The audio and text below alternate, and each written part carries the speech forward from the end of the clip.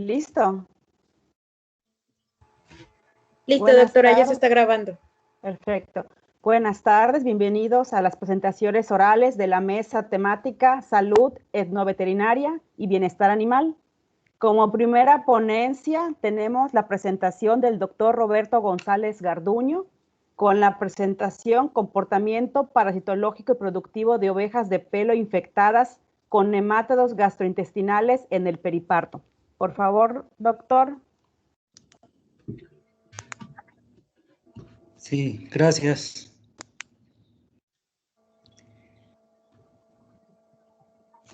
Bueno, muy buenas tardes. Muchas gracias por permitirme compartir parte de la información que hemos estado trabajando ya por algunos años. La ponencia se llama Comportamiento parasitológico y productivo de ovejas de pelo infectadas con nematodos gastrointestinales en el periparto. Bueno, los ovinos de pelo creo que se ajustan bastante bien a la temática de traspatio porque pues es una especie con alta rusticidad y bastante apreciada por sus características reproductivas como son alta prolificidad y baja estacionalidad, además de que es un platillo tradicional, ¿verdad? De gran consumo en México, ¿verdad? Sobre todo en la zona centro. Sin embargo, esta especie presenta baja productividad en pastoreo, en parte por la calidad de los pastos, y el otro problema muy fuerte en esta especie es la incidencia de parásitos gastrointestinales. Sobre todo esta parte es la que ha afectado en gran medida la productividad de la especie en climas cálidos. Una de las principales especies es Haemonchus contortus. Este es un nemátodo hematófago y por lo tanto representa un gran problema para la salud de los animales, ya que al alimentarse de sangre pues puede producir anemia y en el último de los casos la muerte del animal, ¿verdad? Aquí vemos en este dibujo un cuadro clásico que puede ser no solamente de anemia, ¿verdad? Puede ser, no solamente por Haemonchus, más bien es un caso, puede ser por anemia, por fasciole hepática también puede ocurrir, ¿verdad? Que es un edema submandibular. Y bueno, finalmente la muerte de los animales cuando estos son muy susceptibles. Normalmente las explotaciones las explotaciones intensivas hacen uso de los productos químicos para el control de estos nemátodos. Sin embargo, ha habido con el uso constante problemas de resistencia antihelmíntica, es decir, el antihelmíntico no es funcional aun cuando se cambie de familia, ¿verdad? Hay casos en Tabasco, en Veracruz, donde todas las familias de antihelmínticos pues prácticamente tienen resistencia y casi ninguno de ellos funciona, ¿verdad? Por ello es que se han propuesto algunas alternativas. Tenemos en este caso dos grandes grupos de alternativas, tecnologías con el uso de productos químicos y tecnologías sin ellos, ¿verdad? En la tecnología química se recomiendan combinaciones que ya están en el mercado, ¿verdad? Hay bastantes antihelmínticos que ya vienen combinados, rotación de grupos, algunos desparasitantes específicos y actividades de manejo como es ayuno antes de la dosificación, desparasitación selectiva, es decir, solamente aquellos que realmente lo requieren. Y hay otra técnica por ahí que ha sido muy difundida como es la famacha, el color de la mucosa palpebral que vamos a ver enseguida. Dentro de la tecnología no química tenemos el manejo de potreros tratando de evitar la infección de los animales. También tenemos la suplementación alimenticia, incrementando la inmunidad de los animales y permitir un menor impacto de estos, ¿verdad? Por otro lado, la resistencia genética, creo que esta es muy, muy importante, sobre todo en el traspatio. ¿Por qué? Porque tienen, no sé, 5, 10, 15, hasta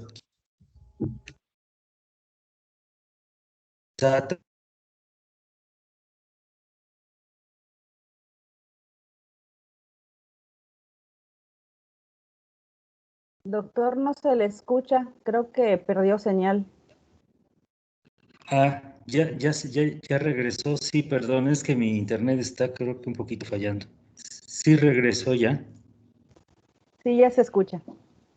Sí, perdón.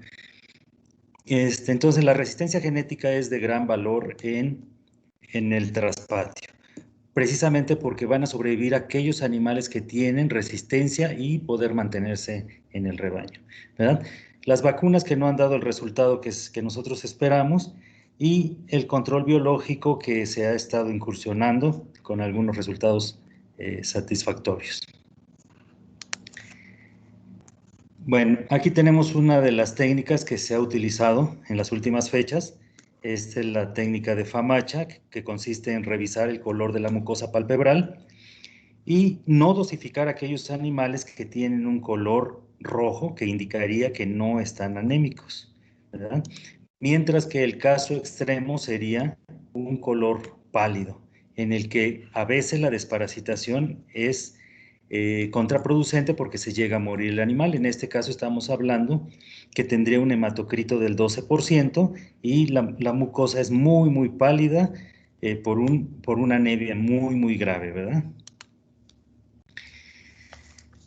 En esta ocasión nosotros vamos a abordar con un poquito más de detalle la lactancia, ya que es el momento en que las hembras tienen los mayores problemas con los nematodos gastrointestinales. Entonces vamos a revisar un poquito qué hemos obtenido en los diferentes trabajos.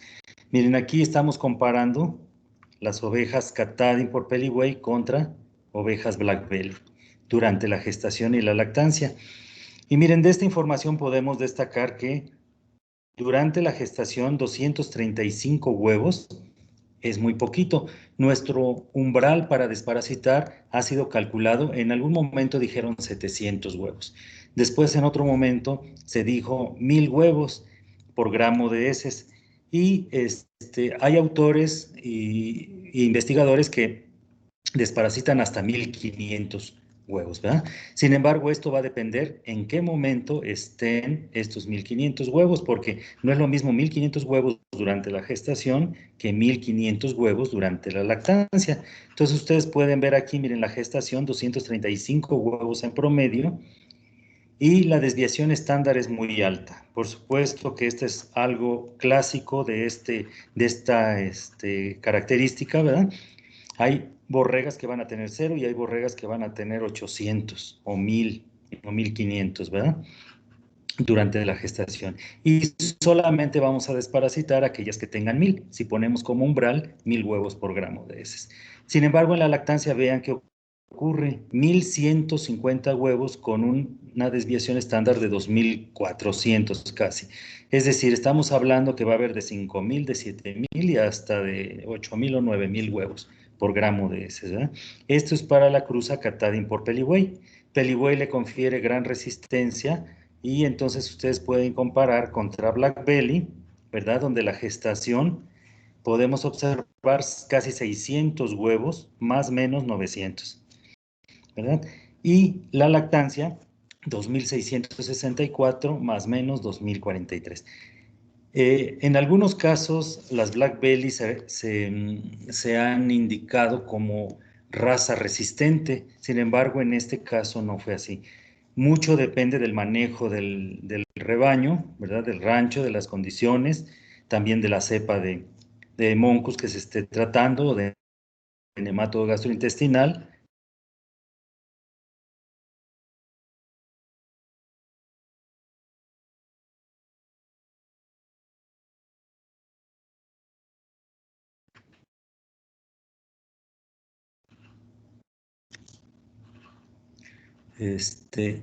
Bueno, voy a continuar, creo que se fue mi internet, tengo problemas ahí.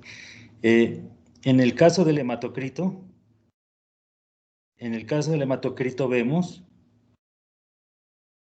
que durante la gestación, vean ustedes, 27.8% y en la lactancia 24.4%.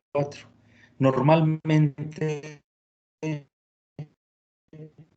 la lactancia tenemos una reducción del hematocrito tan misma de leche que implica un desgaste del animal, como por la infección con nematodos gastrointestinales. En el caso de Black Belly, lo mismo, miren, 25 en gestación, 22 en lactancia. Y el comportamiento productivo es, bueno, durante la gestación las ovejas incrementan su peso, ¿verdad? Por la misma gestación, y en la lactancia, pues vemos, para el caso de Black, un incremento.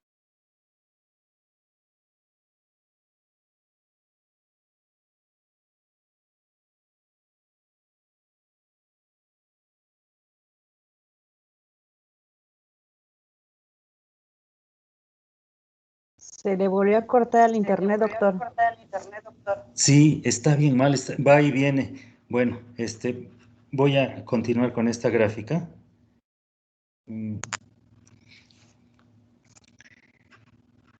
Miren, aquí comparamos las dos razas nuevamente, pero ahora viendo todos los puntos de la gestación y la lactancia. Miren, con esto podemos concluir menos de 500 huevos en el caso de las barras, que son Katahdin por Peliway, y cerca de 1000 por las que son Black Belly. Entonces, casi podemos concluir que en gestación no tiene caso desparasitar a las ovejas.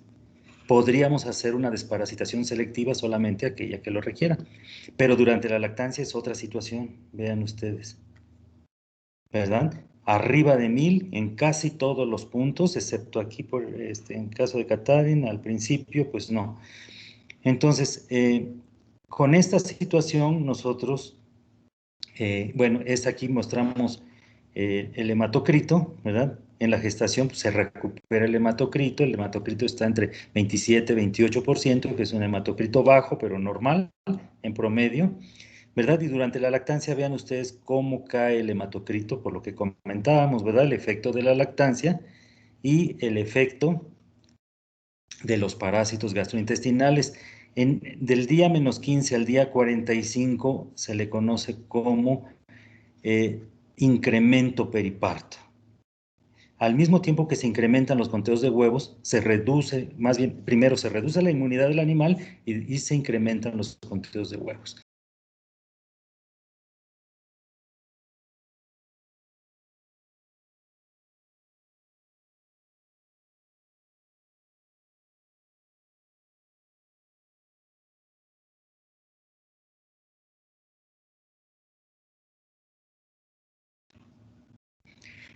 Con esta información que hemos dado,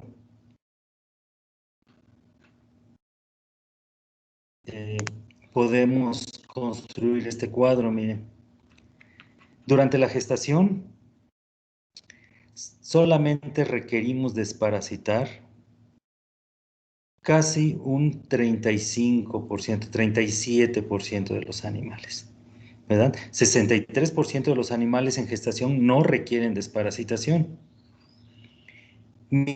mientras que en la lactancia es lo contrario, necesitamos desparasitar el 75% de las ovejas, ¿verdad? Pero un 25% pues, prácticamente no requiere desparasitación. Bien, y con eso llegamos a las conclusiones de que las ovejas de pelo, huevos, después del parto, ¿verdad? En el periparto, lo que implica una alta infección y ocasionan una reducción.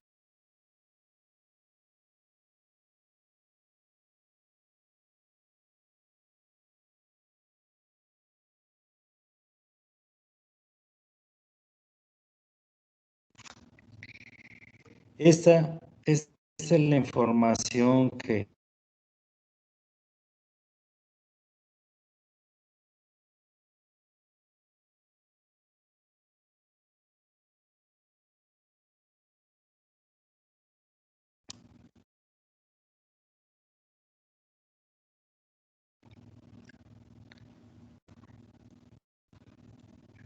tuve bastantes problemas en el transcurso. Espero que se haya podido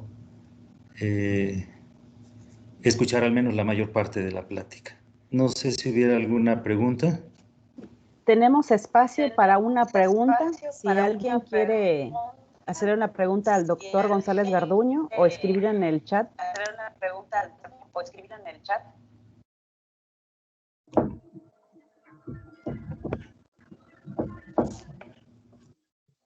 El doctor Alejandro Córdoba.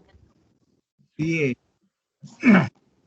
antes que nada, felicitar al ponente por una interesante ponencia y muy adaptada al medio, porque es una situación de los que manejan, los que tienen propietarios de borregos de ese tipo, pelibuey, y con sus cruzas, pues es una de las situaciones del pan de cada día, la parasitosis, ¿no? Y nada más tenía una pregunta, si han medido efecto de las parasitosis en algunos otros parámetros, por ejemplo, reproductivos.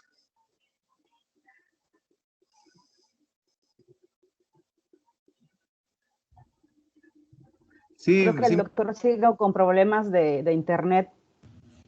¿Sí me escucharon? Sí. La última parte ya no, doctor, disculpe, pero es que mi internet está pésimo. Le comentaba pues que si han medido el efecto de las parasitosis en algunos parámetros reproductivos, específicamente en los borregos de pelo.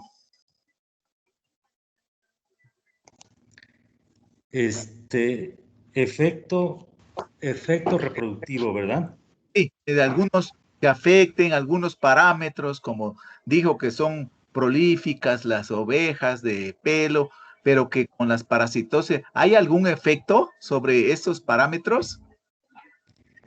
Mire, sobre los parámetros productivos sí, sí hay unos efectos bastante claros. Incluso nosotros siempre recomendamos una especial atención durante la lactancia porque las ovejas se ponen en riesgo, ¿no? Ahí, pues de la madre y de la cría. Entonces, esa es la pérdida más grande que hubiera. En cuanto a los efectos reproductivos, afortunadamente la raza es muy, muy prolífica y yo creo que no se ha notado esto. Es interesante porque habría que medir qué tanto, sin parásitos y con parásitos, se afecta esto. Yo no tengo datos, normalmente no me he dedicado a la parte reproductiva, pero sí es un planteamiento muy interesante. Sí. Gracias. No tengo respuesta. Sí, sí. Agradecemos al doctor Roberto González Garduño y damos paso al doctor Alejandro Córdoba Izquierdo, quien presentará la temática anticuerpos contra leptospirosis en vacas lecheras y parámetros reproductivos. Ok. Voy a compartir pantalla.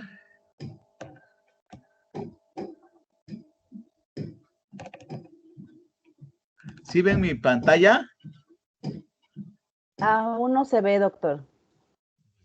Entonces, voy a compartir. Aquí es. Ajá. Ahí. ¿Se ve? Todavía no se ve la presentación. Vamos a ver la presentación. Bueno, aquí está. Es que tengo que dar en compartir pantalla, ¿no? Sí. Sí, aquí, pero no me deja. Aquí está. Ahí está ya. Ahí está. Todavía no se ve.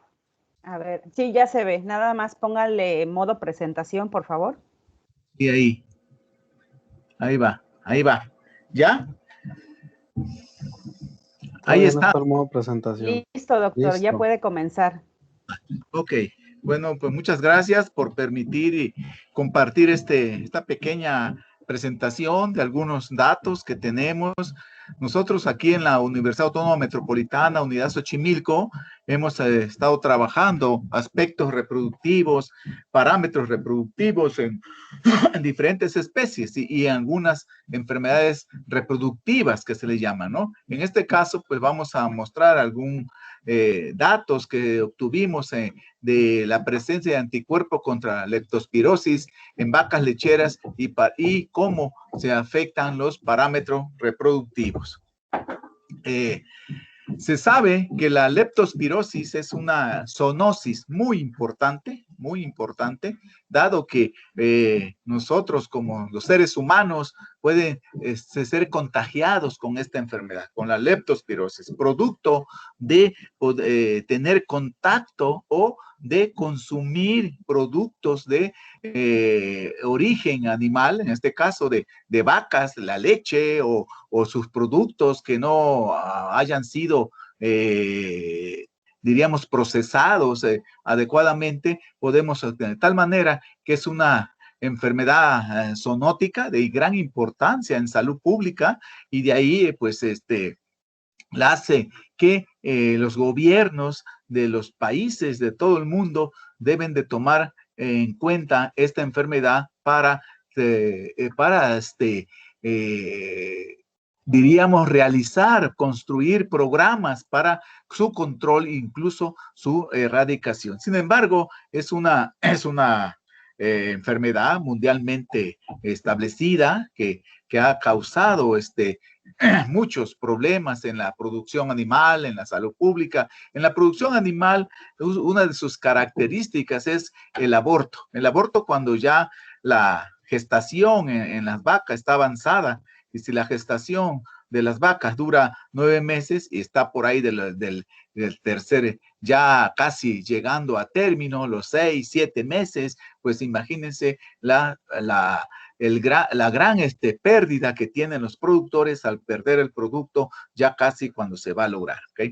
Entonces, se sabe, se han estudiado muchas variedades de esta bacteria, de esta leptospirosis, de esta leptospira, y de tal manera que hay una infinidad de especies, como podemos mencionar la Interrogans ajaryo, que es una de las que más se ha encontrado en la Universidad Autónoma Metropolitana Xochimilco. Afortunadamente se dispone de un laboratorio que ya hace muchos años que ha estado trabajando en cuestiones de la identificación de anticuerpos, el diagnóstico de esta enfermedad de leptospirosis en diferentes especies. De tal manera, pues, que se sabe que principalmente en la Interrogans ajaryo bovis es la que va a causar, diríamos, problemas en las unidades de producción animal. Principalmente se ha visto que estas en unidades de producción animal intensivas, donde, por ejemplo, las unidades de producción animal productoras de leche especializadas, ¿sí? En las unidades, en las zonas de nuestro país, por naturaleza, productores de leche, pues siempre tienden a tener problemas de este tipo, ¿sí? Es de una distribución mundial y en México se sabe que en todo el territorio mexicano existe esta enfermedad. De tal manera que, pues, uno de sus problemas que decíamos es el aborto y por lo tanto, pues, afecta la productividad de la ganadería y entonces, pues, los productores, los veterinarios y todos los actores que están involucrados en la unidad de producción animal y en la ganadería, se debe de poner cartas en el asunto para diagnosticar a tiempo y poner las medidas necesarias para evitar esta patología en la unidad de producción animal. De tal manera, pues, que se genera infertilidad, ¿sí? Hay aumentos en los parámetros reproductivos, como por ejemplo los días abiertos, el intervalo entre parto, que son parámetros de gran importancia económica para el productor, ¿sí? Entonces, se sabe, y todos los productores lo saben, que las vacas, su regla es, dado su ciclo reproductivo, tener una cría cada año. Si esto no está sucediendo, va a haber pérdidas para el productor y normalmente, pues, se tienen que revisar todos los puntos que podrían estar afectando esa no cumplir con una cría al año por vaca, ¿okay? Entonces, pues también se afectan altos números de servicios, puede haber por año, ¿sí? Los abortos y por lo tanto la disminución en la producción de leche, eso decíamos, aquellas especializadas en la producción de leche y por lo tanto la economía del productor.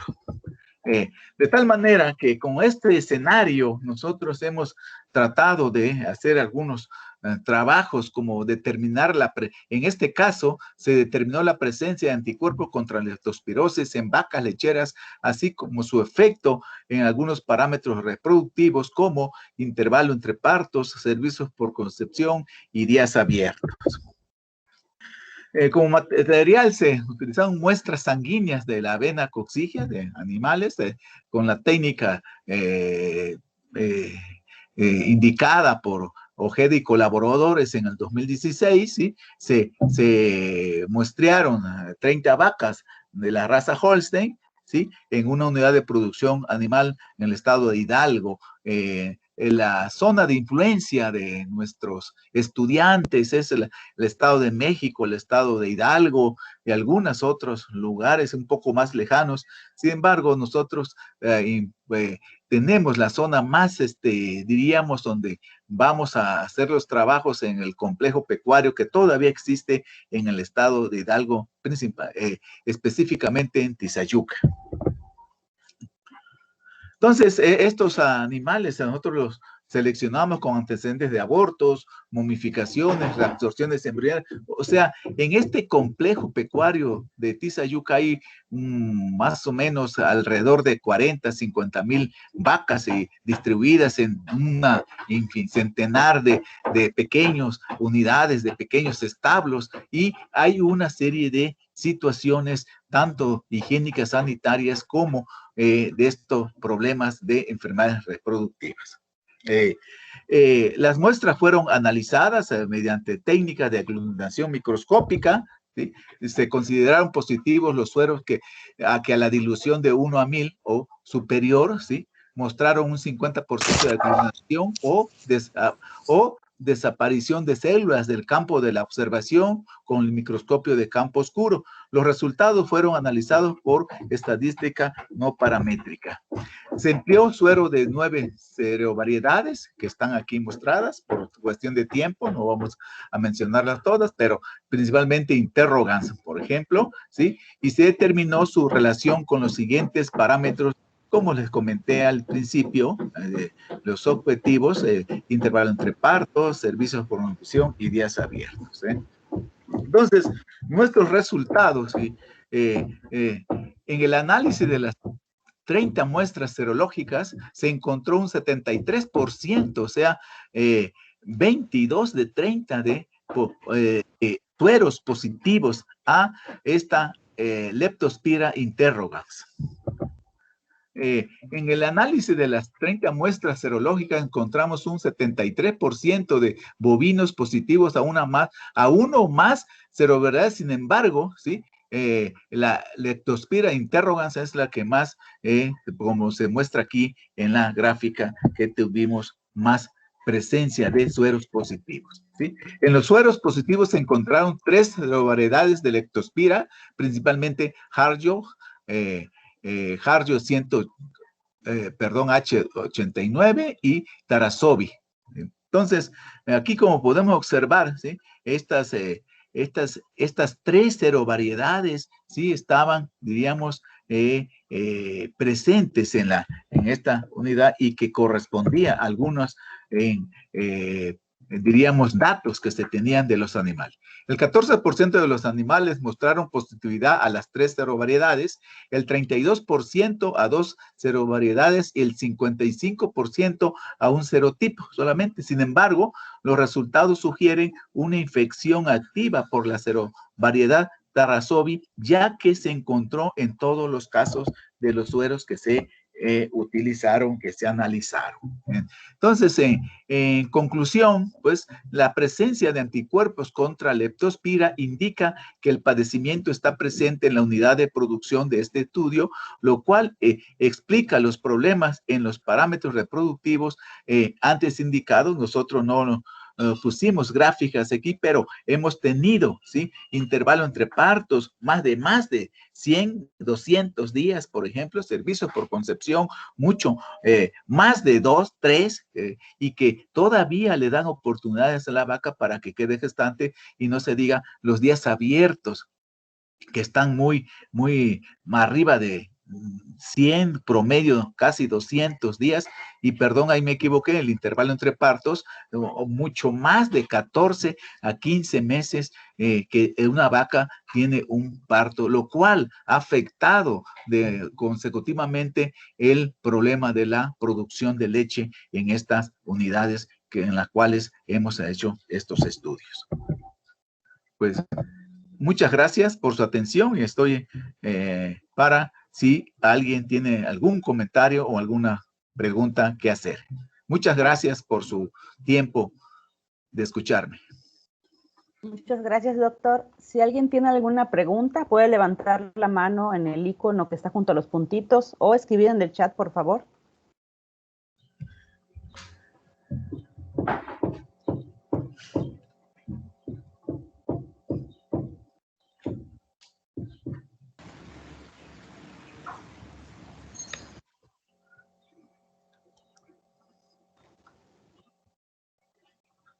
Al parecer no tenemos preguntas, doctor. Le agradecemos su interesante ponencia y le damos paso. Sí, sí, doctor. Muchísimas gracias y pues ojalá una pregunta quería hacerles. ¿Este foro se lleva cada año o cada cuánto? ¿Sabe usted?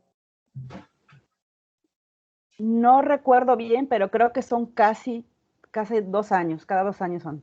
Sí, amigo, porque es primera vez que yo participo y sí me interesó cuando yo vi nada más que ya van en el quinto. ¿Okay? Sí. Bueno, pues muchas gracias, que les vaya muy bien a todos los que me están escuchando. Gracias. Se encuentra el ponente del siguiente tema, que es seroprevalencia de bebés y especie en 4 unidades de producción bovina del municipio de Pichucalco, Chiapas.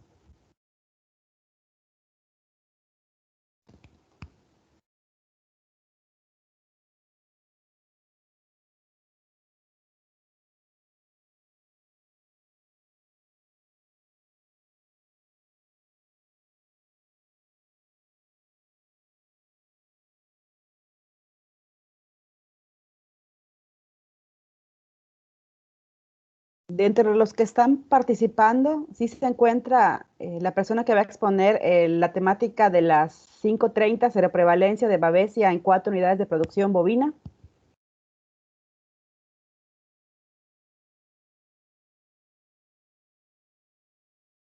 De no ser así, pasaríamos con la presentación de Francisco Montero, que es de seroprevalencia de leptospirosis en bovinos en Tantoyuca, Veracruz.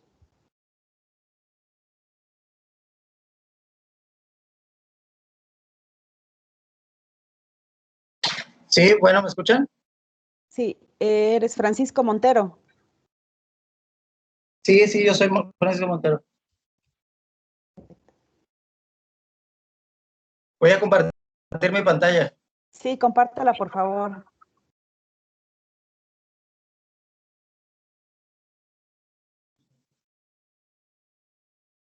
En un momento. Pues sí, la pantalla, ¿no?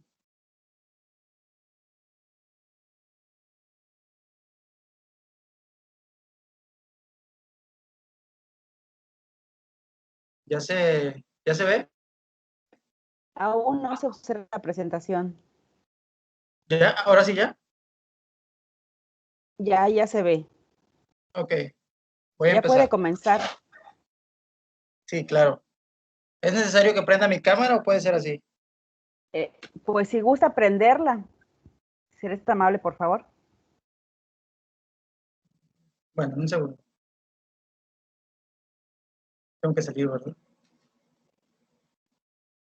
Bueno, ¿puede ser así? Sí, si se le dificulta, puede ser así. Sí, es que por el internet, pero bueno. Sí, está bien. Ok, bueno, mi nombre es Francisco Montero y mi tema es seroprevalencia y factores de riesgo asociados a bovinos con anticuerpos anti-leptospira, especies en Tantoyuca, Veracruz. Bueno, siguiendo en el orden que el doctor anterior expuso, podemos generalizar que la leptospirosis es una enfermedad zoonótica causada por diferentes patógenos del género Leptospira. A través de los años lo denominaron enfermedad de Weil, enfermedad de los porqueros, fiebre de los arrozales o fiebre de los cañaverales. Esto por la alta prevalencia en climas húmedos o en actividades involucradas con mucha agua. La distribución es mundial, aunque es endémico en muchas regiones tropicales a causa de las inundaciones. La signología puede ser variada, aunque principalmente puede ser aguda, acompañada por fiebre, hematuria, hemoglobinuria, meningitis e incluso mortalidad. En la manera crónica, que es la que más nos compete a los veterinarios, involucra las fallas reproductivas, como son abortos, retención placentaria, nacimiento de crías débiles o incluso a la láctea. El punto central de la epidemiología de la leptospirosis es que su distribución es ubicua, se puede encontrar en todas partes y puede afectar a la mayoría de los mamíferos. Serológicamente se ha dividido a través de la nomenclatura ha variado a través de los años. Cabe mencionar que antes de los finales del siglo pasado, solamente contemplaban 2 especies. Una interrogans, que vendría siendo la patógena, y la biflexa, esta sapófita. En años más recientes ha cambiado, incluso la investigación más reciente por Vincent demuestra que existen 64 especies, entre patógenas, saprófitas e intermedias. Bueno, este es el cuadro del cual les hablo de Vincent, en el que maneja que Leptospira no solamente tiene especies patógenas y sapófitas, sino especies intermedias, que tienen la capacidad para para poder ser patógenas o sapófitas de acuerdo al ambiente en que se desarrollen. Mi hipótesis específicamente es que existe la presencia de anticuerpos. No pasa de la introducción, sigue en la diapositiva de introducción. Tal vez es mi internet. ¿Ahorita ya se ve? No, se sigue viendo la de introducción. Ok, permíteme. ¿Ya no se ve? Sigue igual. Sí, no ha cambiado. Okay. Voy a dejar de compartir y compartiré otra vez. Sí.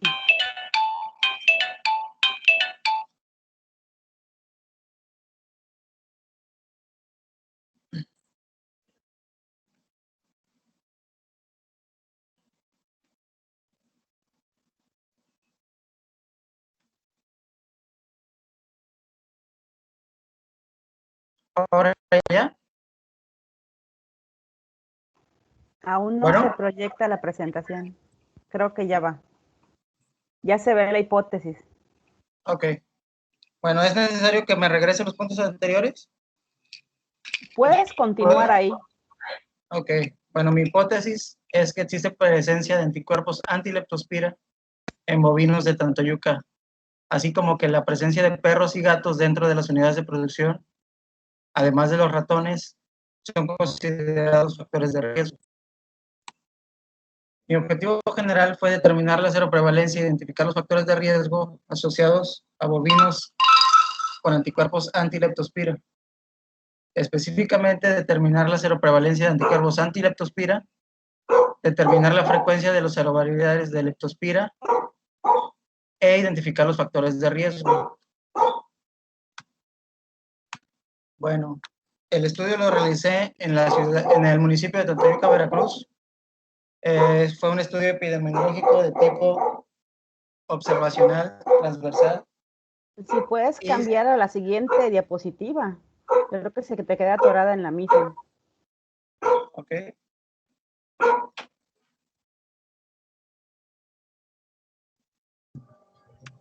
Puedes dar ahí en modo de presentación para que se vea bien tus diapositivas, porfa.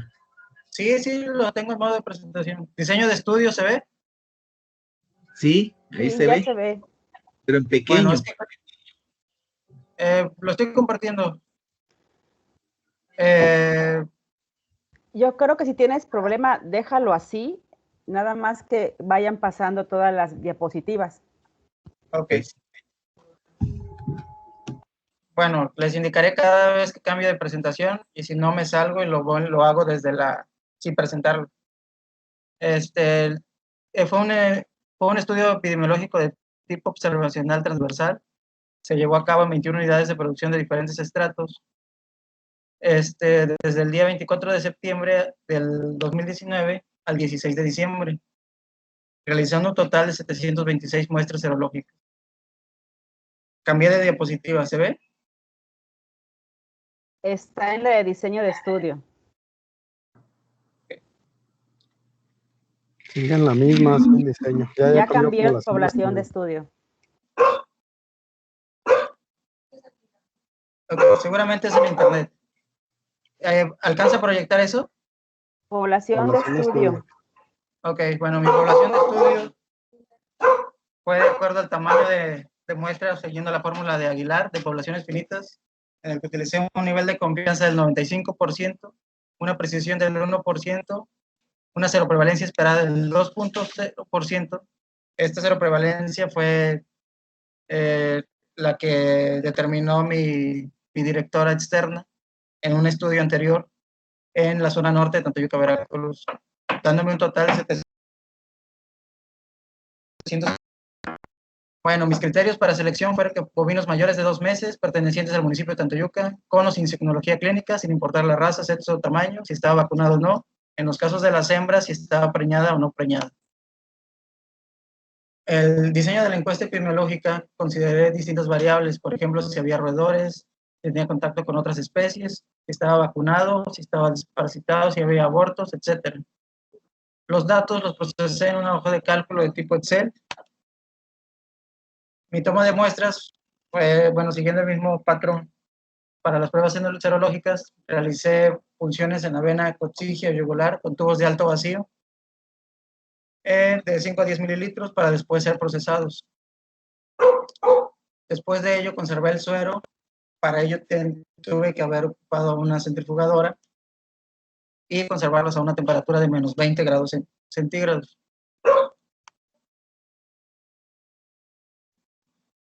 Bueno, el diagnóstico de laboratorio lo realicé en la Universidad Veracruzana, en el laboratorio de la posta zootécnica, y utilicé la prueba de microaglutinación. Las 5 cepas que utilicé para mi panel de control fueron cepa Hario-Pragigno, la M84, y la que considero más importante porque fue la que fue descubierta en el mismo laboratorio y por ende son las que están más cercanas a mi ciudad, fue la Hario-Bos Primigenius Taurus, seguida de la Moca 45M, Cal 7M. El análisis epidemiológico lo desarrollé utilizando la fórmula de Kurzweil, en donde divide el número de animales rectores entre el número total de animales muestrados. Esto utilizando el programa Minitab. Los factores de riesgo los calculé desarrollando la relación de proporciones o razón de momios. Como se consideraron a veces 2 variables asociadas, se realizó un estudio de regresión logística binaria con el mismo programa Minitab, con la finalidad de observar interacción entre más variables. Mis resultados. ¿Sí me escucha? Sí, te escuchamos bien. Escuchamos. Ok, perfecto. Bueno, encontré una seroprevalencia general en todo el municipio de 41.1%, siendo contando cada unidad de producción con al menos un animal seropositivo.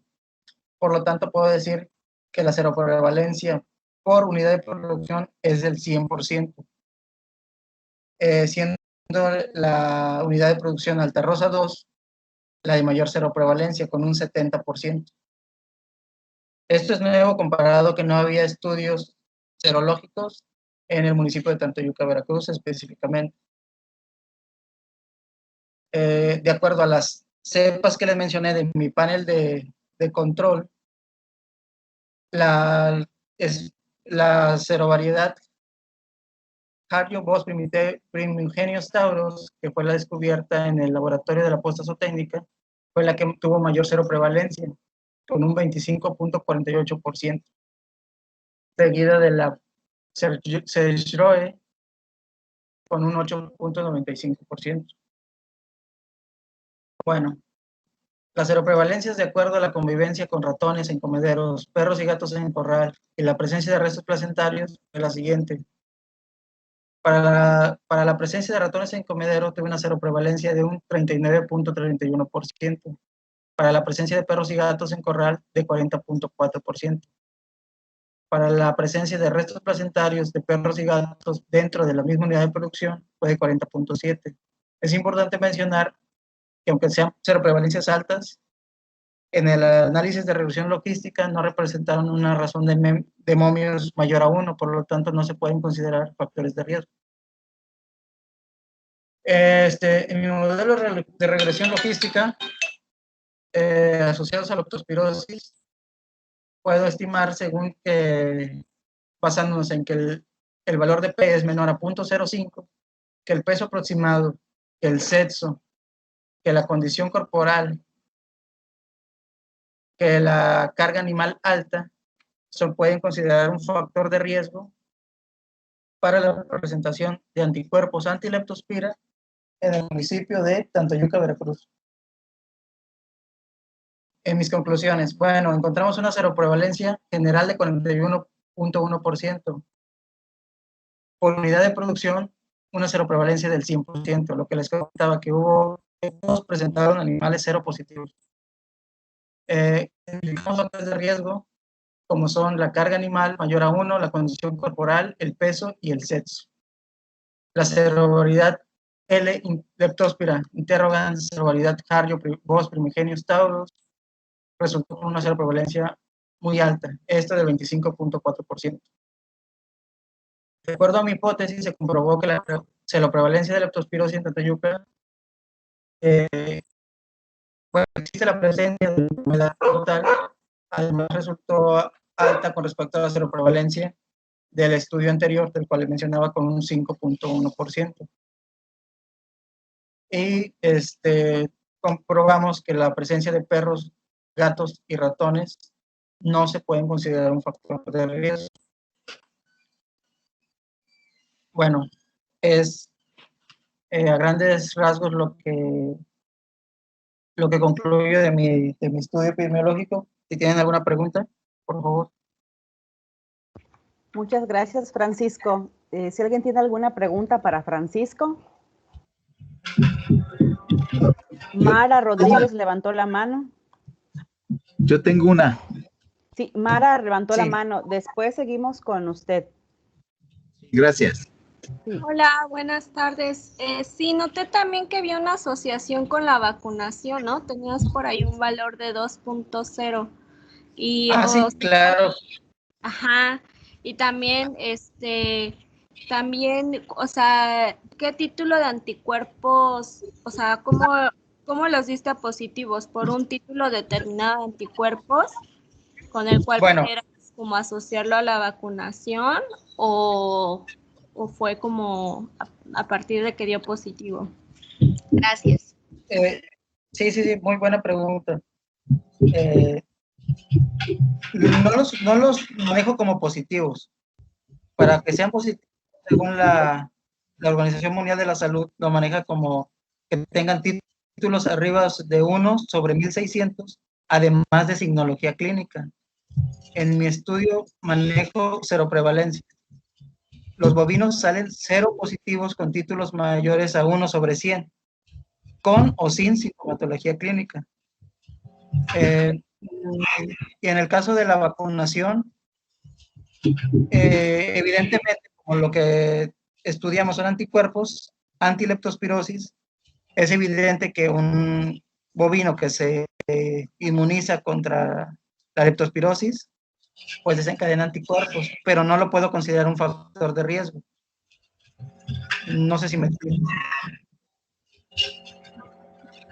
No lo puedo considerar un factor de riesgo porque es una práctica positiva la vacunación. Sí, claro, sí, pero en este caso, que en este caso la seroprevalencia sí una parte responde a la, a la patología y otra a la vacunación, ¿cierto? Así es. Ok. Así es, sí manejo. Si somos específicos en el término médico, pues obviamente la mayoría de los bovinos que presentaron vacunación tuvieron una seroprevalencia alta y Claro. va de la mano que la razón de momio sea alta, pero no, confrontándolo con mi directora, acordamos no considerarlo un factor de riesgo por lo mismo, que era esperable porque pues checamos anticuerpos. Claro, sí, no es un factor de riesgo, pero sí. Bueno, gracias, buenas tardes. Sí. No. Buenas tardes. Doctor Alejandro, por favor.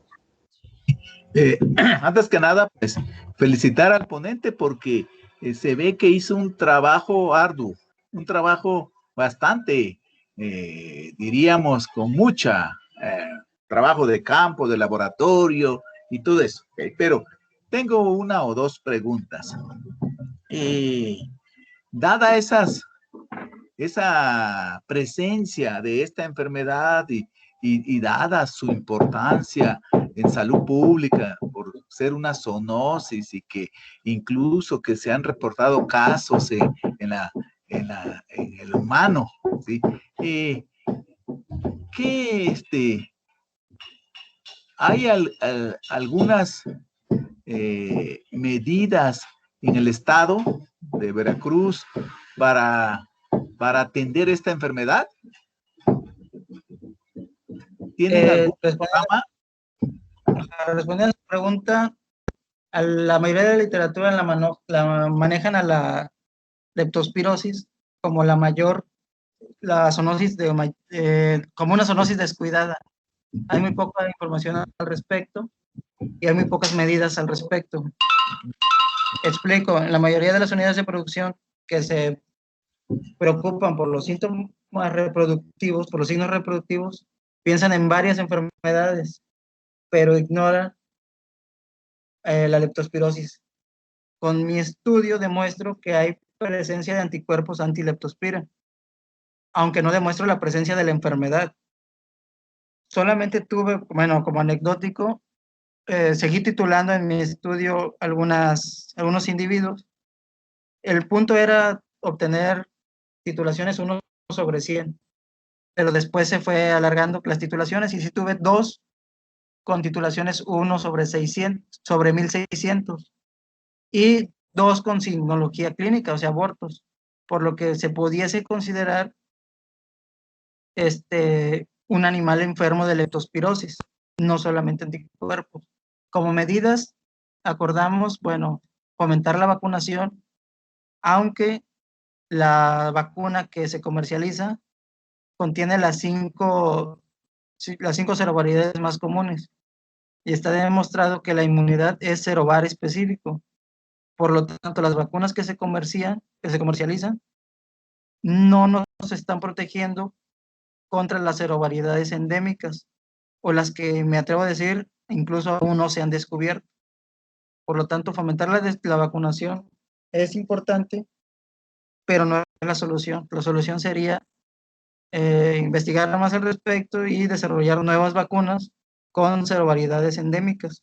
Y ahí sí podríamos tener una buena medida de precaución. Además de, por ejemplo, si los factores de riesgo fueron el nivel de hacinamiento, bueno, pues no permitir el nivel de hacinamiento. Si la literatura nos maneja que en ambientes inundados, pues tratar de manejar el ganado en ambientes lo menos inundado posible, aunque en el trópico pues es un poco difícil.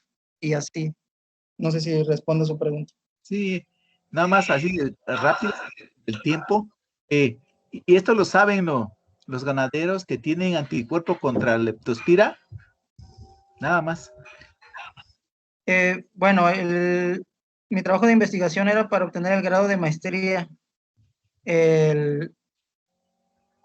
Como parte de esto es exponer a los ganaderos que sus unidades de producción tuvieron anticuerpos antileptospira.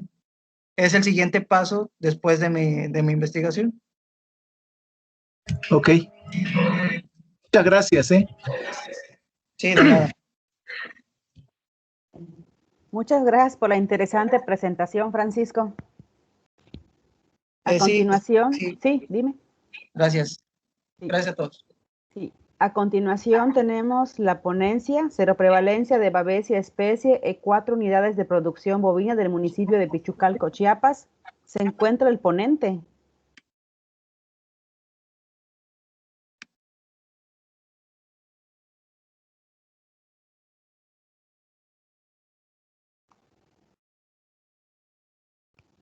Bueno, si no se encuentra el ponente, continuamos con la presentación de Jesús Alfredo Amaya Padilla.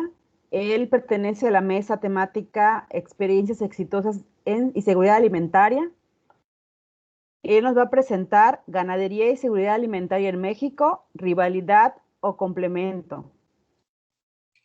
Sí, buenas tardes. Pues, ¿sí me escucho? Sí, te escuchas. Ok.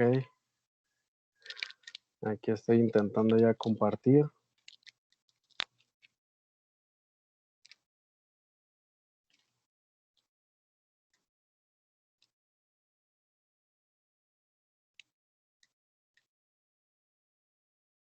¿Ya saben mi presentación? Aún no se ve. Bueno, ya se ve, nada más le pones modo presentación, por favor. Sí, claro. Ahí está tardando un poquito, pero ya. ¿Listo? Sí, listo. Adelante. Bueno, buenas tardes. Mi nombre es Jesús Alfredo Amaya Padilla. Soy estudiante del doctorado en Ciencias Agrarias de la Universidad Autónoma de Chapingo, 5º semestre. A continuación les presento un tema que es de carácter de investigación en un artículo científico que he estado trabajando en este último semestre y el cual los voy a presentar de la siguiente manera aquí con ustedes, que es ganadería y seguridad alimentaria en México, rivalidad o complemento, puesto que a medida de, bueno, yo soy claro, como un estudioso de la ganadería bovina a nivel nacional y particularmente del estado de Sinaloa, y a medida que vas adentrándote en las temáticas de la ganadería y de lo que está pasando en el entorno actual y de lo que ha venido pasando en las últimas décadas, pues es fácil identificar cómo algunas corrientes y diversos autores vienen afirmando que la ganadería pues funge un papel antagónico a la seguridad alimentaria mundial, por así decirlo, ¿no? Entonces por estas diferentes opiniones, diferentes posturas, que decidí hacer este tema, ¿no? Pues basándonos en las principales afirmaciones y trabajos documentados que ya tenemos. Entonces podemos decir que la seguridad alimentaria, el abastecimiento, la producción y el consumo de los alimentos pecuarios y agrícolas, pues estos han venido viéndose en la actualidad como con gran dinamismo en el entorno de la seguridad alimentaria, ¿no? ¿Por qué hacer este trabajo? Pues porque, como lo dice la FAO, en los últimos años la producción de alimentos ha venido en aumento, tiene un dinamismo constante. Sin embargo, aún existe un número de personas con insatisfacción alimentaria que es significante, completamente se está viendo ese crecimiento entre las personas que se están constando de una dieta alimentaria deficiente en sus hogares, ¿no? Es por ello que en este apartado vamos a ver lo que es el aporte de la ganadería mexicana a la seguridad alimentaria del país, completando más o menos las afirmaciones que García Winder vino a hacer en 2011, cuando dice que muchos han visto la ganadería como un competente potencial de granos con el hombre. Es decir, que se está viendo a la ganadería como un antagónico, como lo dije anteriormente, que compite con el hombre por la alimentación. Pues para esto voy a permitirles leer textualmente la definición que se dio en 1996 durante la Cumbre Mundial de los Alimentos sobre la seguridad alimentaria, porque es sobre este concepto sobre el que se basa el siguiente contenido de mi trabajo, ¿no? Todo el cuerpo de mi trabajo. Bueno, pues dice que existe seguridad alimentaria cuando todas las personas tienen en todo momento acceso físico y económico a suficientes alimentos inicuos y nutritivos para satisfacer sus necesidades alimenticias y sus preferencias en cuanto a los alimentos a fin de llevar una vida activa y sana. Y bueno, pues este concepto se rige en 4 principales pilares que son los que definen si tenemos seguridad alimentaria o no en un ámbito, en una determinada región, ¿no? Por ejemplo, iniciamos con una de las más importantes, que es disponibilidad, que se refiere con la disponibilidad, que los sistemas de producción sean lo suficientemente buenos para tener un volumen aceptado, un volumen de producción, valga la redundancia, disponibles para el ser humano, ¿no? Para que éste acceda a esos alimentos. Enseguida, el consumo, es decir, que los alimentos que se están produciendo, que los productos del campo o que los productos que se están, pues sí, produciendo en un ámbito, en un núcleo agrario, sean complementarios o conformen la dieta de los individuos. Es decir, de nada, pues esto lo acabo de reducir en un momento, de nada nos serviría, por ejemplo, ver un cultivo de 15 o 20 hectáreas de maíz amarillo, que su producción final va destinada a la producción de etanol, como es en Estados Unidos, ¿no? Eso no iría directamente a complementar o a aportar directamente a la seguridad alimentaria. El pilar 3 sería el acceso. Este acceso se divide en 3: acceso físico y económico. Como ya lo dijimos anteriormente, el acceso pues sería la disponibilidad, que las personas tengan el acceso físico, es decir, que exista la suficiente cantidad de alimentos dentro del mercado o dentro de las regiones rurales o urbanas disponibles para que el consumidor pueda acceder a ellas, ¿no? Y el acceso económico, que esta es una de las variables que más dinamismo tiene en el cuerpo del presente trabajo, que más adelante los voy a ir presentando. Y dice pues que las personas tengan la capacidad para acceder a esos productos que son claves para su dieta, ¿no? Y finalmente el aprovechamiento, es decir, que sean alimentos sanos e inicuos, que estén completamente aceptables en la dieta del consumidor y de los hogares mexicanos, ¿no? Es decir, que sean productos que se puedan consumir de manera directa sin ninguna preocupación. Bueno, pues para la realización de este trabajo tuvimos como material y métodos el principal objetivo, que fue comparar, describir e inferir el papel de la ganadería en la seguridad alimentaria del país a 3 sexenios presidenciales de la apertura comercial, periodo comprendido de 1994 al 2012. Bueno, quizás ustedes se pregunten por qué no tomaste los últimos 3 sexenios, ¿no? ¿Por qué te fuiste hasta 2 o 3 anteriores?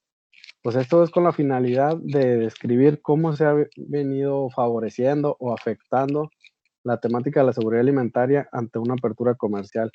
Es decir, de cómo se llega a un país que no es potencia agrícola ni potencia pecuaria a la producción de alimentos, y que se ha visto, como lo marca la literatura y como se ha visto en los mercados internacionales, que este tipo de países que en vías de desarrollo están siendo inundados de altos volúmenes de importación de productos pecuarios y agrícolas, ¿no? Así como de más bienes manufacturados y todo eso que escapa del alcance de esta temática.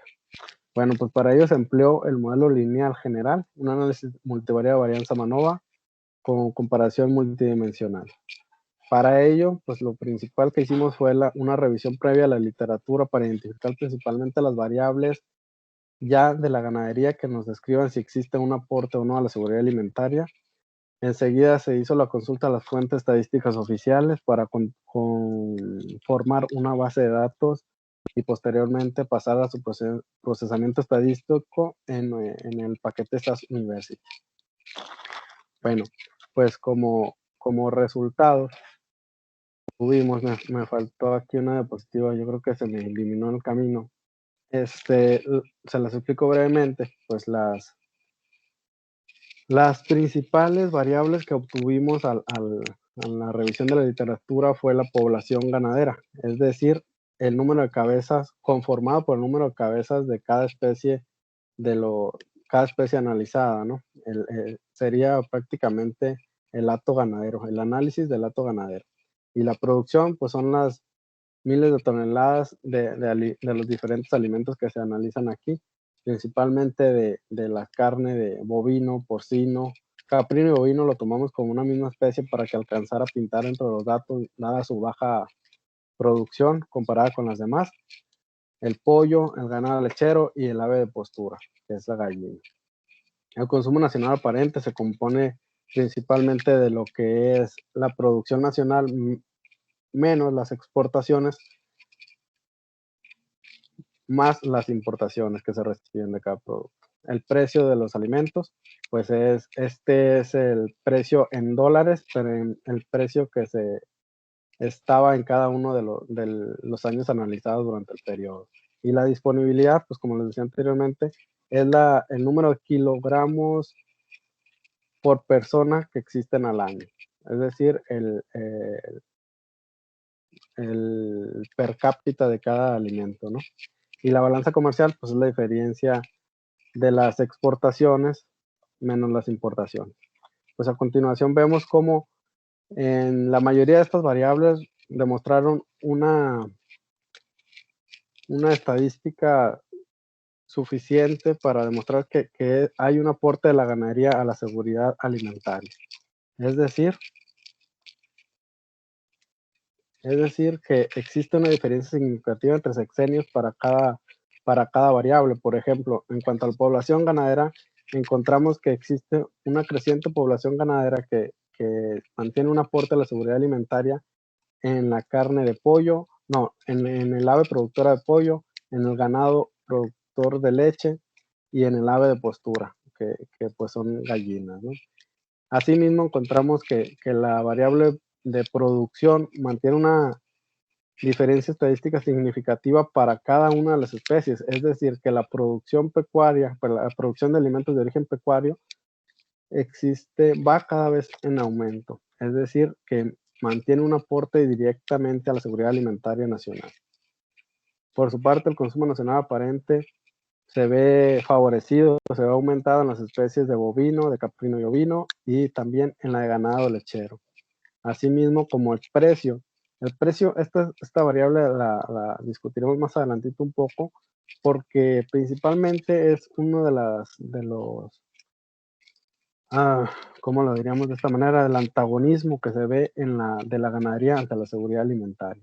Y en la disponibilidad encontramos que la mayoría de los productos como el porcino, el pollo y el huevo son uno de los alimentos que más están consumiendo, que más está aportando a la seguridad alimentaria, puesto que son de los alimentos de origen pecuario de mayor accesibilidad para la dieta de las familias mexicanas. En cuanto a la balanza, pues encontramos que existe un repunte en lo que es la carne de porcino y el ave y el pollo, perdón. Pues ya no avanzó. ¿Sí? Bueno, pues en la parte de la disponibilidad podemos ver en esta gráfica más ilustres. ¿Sí me escuchan? Sí, te escuchamos. Perdón. Podemos ilustrarnos más con esta gráfica sobre la disponibilidad de los alimentos de origen pecuario en México en el periodo que les menciono, y vemos cómo la mayoría de ellos va en aumento, es decir, que cada año va existiendo una mayor producción, hay disponibilidad mayor para cada uno de los habitantes que conformamos el país, ¿sale? Bueno, pues en parte de la discusión podemos tomar los aportes como los que dice Díaz, que los problemas del hambre, desnutrición e inseguridad alimentaria están más asociadas con el acceso económico. Es decir, ¿qué es lo que está pasando con que las personas tengan una concepción un tanto distante de lo que es el acceder a los productos de origen pecuario? Pues que realmente la ganadería se ve como productora de productos que son de poder adquisitivo, que son para nichos de poder adquisitivo mayor. Es decir, como lo que afirma López, que en los últimos años se ha visto un fenómeno llamado pobreza alimentaria, es decir, que existe un gran número de hogares que no accede directamente a estos alimentos de origen pecuario por su elevado precio. Por su parte, Rivera y otros autores manifiestan que la población es demasiado pobre para dentro de sus dietas incorporar fijamente o incorporar, digámoslo, continuamente el uso de estos alimentos. Por su parte, Rivera manifiesta que la balanza comercial mexicana es deficitaria, ampliamente deficitaria, y dice que es necesario disminuir la interdependencia para este tipo de alimentos que son de carácter primario, de necesidad primaria para las familias, para los hogares mexicanos. Por su parte, Ríos y Castillo dicen que la ganadería funge, además de proveer alimentos directamente para la nación y el exterior, como una fuente de consumo, directamente de autoconsumo para las personas que están inmersas en la actividad, de ingresos, de diversificación de ingresos. Es decir, hay personas en el medio rural que aunque tengan 2, 3 vaquitas o 5, por ejemplo, hablando de este tipo de ganadería y por la imagen que vemos al fondo, pues estos diversifican un poco su dieta, pues porque ya si ordeñan una vaca o si ordeñan 2, pues esos ya tienen derivados de la leche para su autoconsumo o para la venta entre sus vecinos o intercambio por algunos otros alimentos como pueden ser frijol o maíz. Entonces, esta es una actividad importante en el medio rural para el autoconsumo y la diversificación de ingresos.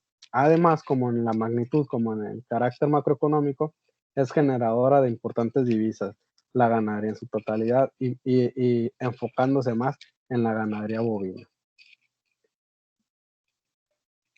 A ver, no avanza. Bueno, en conclusión, podemos decir que la ganadería mexicana tiene un papel importante en la seguridad alimentaria del país, pues cumple con la mayoría de los pilares en los que se basa el concepto. Asimismo, existe una creciente producción que satisface el acceso físico de los alimentos y, por tanto, la disponibilidad de productos inicuos y nutritivos, suficientes para satisfacer las necesidades alimenticias de la población mexicana. También es una importante fuente de autoconsumo, ahorro y diversificación de ingresos en los sistemas de pequeña escala, como comentaba anteriormente, ¿no? Y pues uno de los retos más importantes que presenta la actividad en los últimos años y en lo que estamos viendo hasta el momento, pues es el acceso económico. ¿Qué decimos del acceso económico? Que es un reto completamente, porque la FAO lo discute de esta manera. No plasmo esa cita en el interior de la exposición, pero la FAO dice en algunas de sus afirmaciones que el ingreso de las familias no está lo suficientemente disponible para pagar los precios que los productores ofrecen, que los precios que están dispuestos a pagar por los alimentos, pues no satisfacen los costos de los productores. Sin embargo, pues esto se está viendo nada más en el primer eslabón de la cadena de valor de cada uno de los productos. Sin embargo, pues hay que ver toda la cadena y la transacción del producto que va entre cada agente económico, ¿no? No solamente culpar al productor de que él es el que está encareciendo la producción y el producto final de cada uno de estos productos que mencionamos anteriormente. Y entonces el acceso económico, pues ese sí lo veríamos como un pequeño antagónico de la ganadería en la seguridad alimentaria. Sus costos elevados o los costos que no son prácticamente un tanto bajos como podría ser en el caso de otros alimentos como arroz y demás productos que están incorporados en la dieta diaria de las familias, pues ese sería el caso que presenta la ganadería, ¿no? En unos precios un tanto alejados de la capacidad de acceso de gran parte de las familias de acceso de ingreso bajo.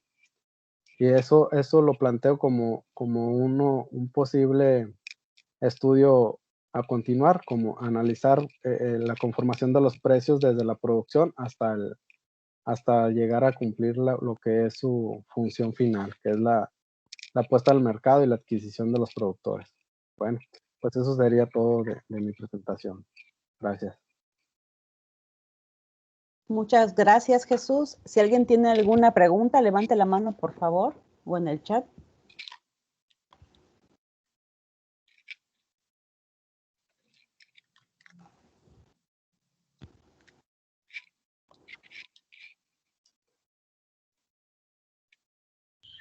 Juan Salazar tiene una pregunta. Sí, por favor.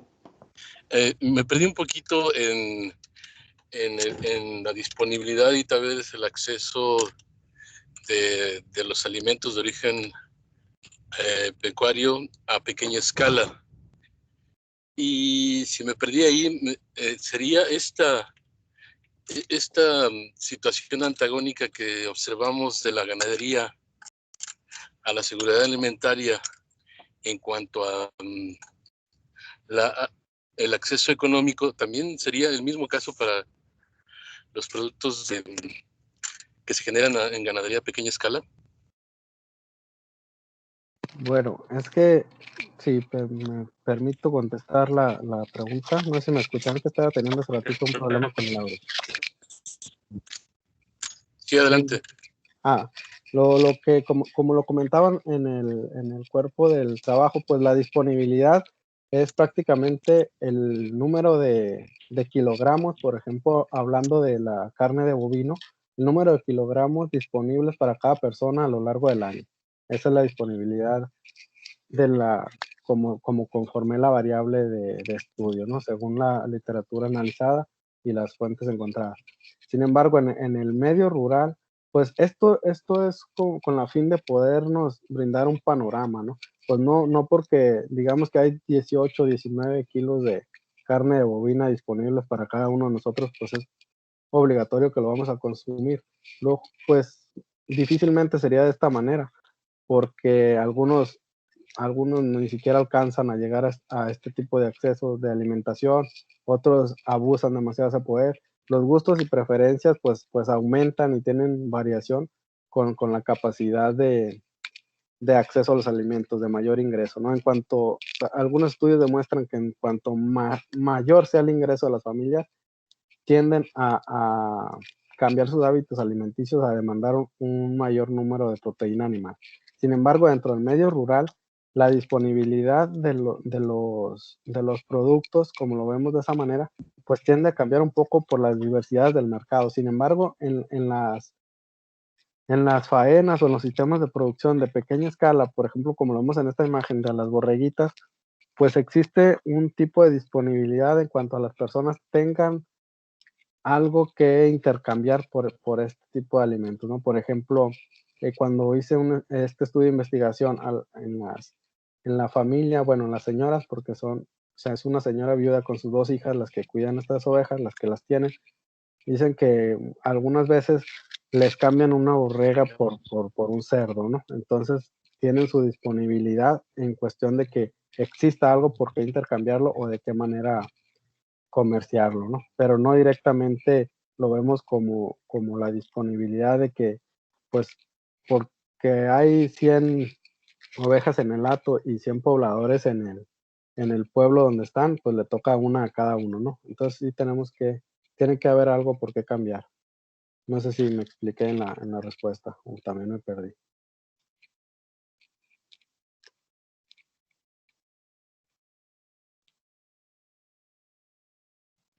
Sí, nada más era sobre los precios de los alimentos de origen pecuario, de la manera formal que los conocemos, son, decías una de tus conclusiones, inaccesibles o muchas veces muy elevados para una buena parte de la población. Y esto es antagónico a la ganadería, por ese lado es antagónico a la seguridad alimentaria, por el acceso elevado, digamos, Por el el acceso precio, económico. por el acceso Ajá, económico. sí, Entonces, esta misma característica, este mismo rasgo se ve también en la producción de pequeña escala, donde no hay intermediarios, donde no hay esos eslabones que podrían encarecer esos productos a pequeña escala. Ya, perfectamente, ahora sí me entendí. No, claro que no. Por ejemplo, si alguien dentro del mismo poblado recurre a comprar una de estas ovejas, pues no va a obtener el mismo precio que directamente si va y lo compra en una carnicería, aunque sea del poblado más cercano. ¿Por qué? Porque al comprar directamente con el productor, pues existen un número de infinito de factores en los que el productor comercializa sin ni siquiera conocer sus costos de producción, por ejemplo, ¿no? También si entre ellos mismos existe una camaradería o cualquier otro afecto o lazo que exista entre ellos mismos, con el simple hecho de ser del mismo rancho, pues ahí se trata de cooperarse entre ellos mismos. Es decir, si alguna persona llega y quiere comprar este borreguito que se ve ahí alejado cerca de las tablas y dice, te ofrezco 1,000 pesos por ese borrego porque va a ser la quinceañera de mi hija y vamos a hacer una comida ahí para la familia más cercana, pues el productor le dice, va, acepto, llévatelo, porque tengo ahí el animal y porque también necesito esos 1,000 pesos para ir a demandar otros bienes, ¿no? Por ejemplo, para comprar maíz, para moler, para hacer tortillas. Sin embargo, si este borrego ya se lo llevó un intermediario y le dieron una parte de recría en algún otro rancho y después de ese rancho se lo llevaron a un rastro, lo mataron y lo llevaron a una carnicería, pues ya está lejísimo de encontrarse en esos mismos 1,000 pesos que se lo dieron el productor al consumidor final. ¿Sí me explico? Ya andaría su precio fácilmente en el doble de ese producto.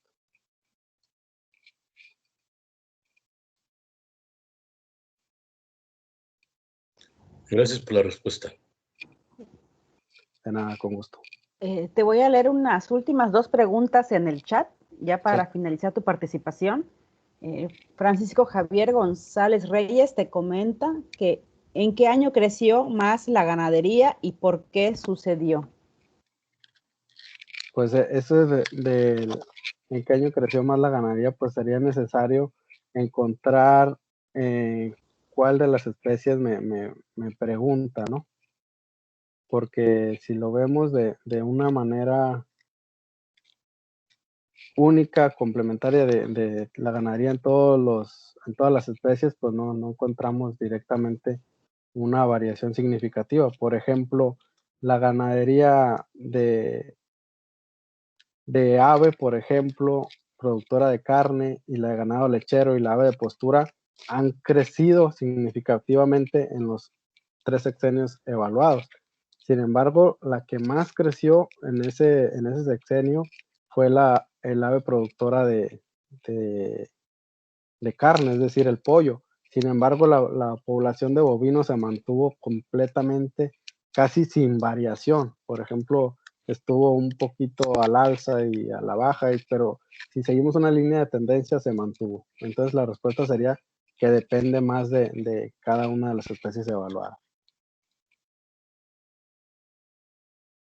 La última pregunta la realiza Jesús Guerrero Ramírez. Él comenta, ¿qué es más importante para ti? ¿La seguridad alimentaria, la agricultura o la ganadería? Pues sin embargo son tres preguntas, 3 opciones que están ligadas entre sí, ¿no? Perdón, pero me confundí. ¿Qué es más importante para ti para la seguridad alimentaria, la agricultura o la ganadería? Ya. Bueno, y conforme íbamos por donde mismo. Dice una frase o un dicho que existe entre los productores ganaderos, que antes de ser ganadero tienes que ser agricultor, ¿no? Y pues y es muy elemental la frase, pues es decir, a una escala menor, a una escala media o una escala baja de producción, pues todos los sistemas son mixtos entre ganadería y agricultura. Según la temporalidad en la que estamos viviendo, pero se complementan perfectamente las 2 actividades. En algunos sistemas de producción hasta no se podría entender, esa es la respuesta, no se podría entender la ganadería sin la agricultura, pero son un complemento del sistema. En algunos sistemas de producción ni siquiera se alcanzaría a definir, soy ganadero o soy agricultor. No alcanzarían a definir, soy agricultor en el 50%, soy ganadero en el otro 50%, porque hay una gran inmersión de las dos actividades en el quehacer diario dentro del sector primario. Entonces yo ni siquiera me atrevería a decir cuál sería más importante. Sin embargo, el papel inicial pues va en la agricultura, que ésta empieza a satisfacer necesidades a la ganadería, para la alimentación del ganado y por el uso de la tierra, el agua y todo lo demás. Sin embargo, en muchos sistemas de producción, como es en la mayoría de pequeña y mediana escala, con la ganadería existen subsidios cruzados. Con la ganadería venden animales, los ponen a la venta o algo, y empieza el ciclo agrícola de producción. Y el ciclo agrícola de producción va enfocado al número de animales que tienes, y así en un mismo círculo. Sin embargo, sitúo más como un eje la agricultura y después la ganadería, pero ninguna más importante que la otra, sino que una va fungiendo un papel complementario con la otra. Muchas gracias, Jesús. Agradecemos tu presentación. Gracias a ustedes. Se encuentra la persona que va a exponer el tema seroprevalencia de Babesia especie en 4 unidades de producción bovina del municipio de Pichucalco, Chiapas.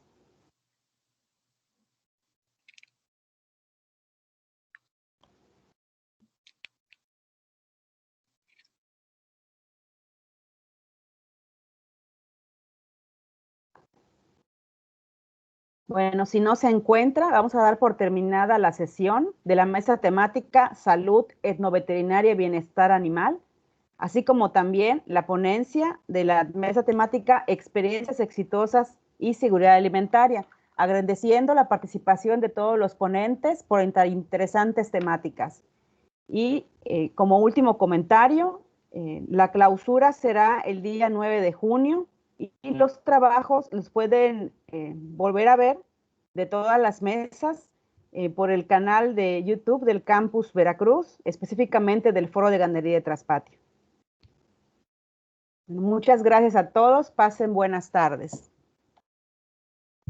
Sí, buenas tardes. Hasta luego. Gracias, doctora. Buenas tardes. Hasta luego. Igualmente, gracias. Hasta luego.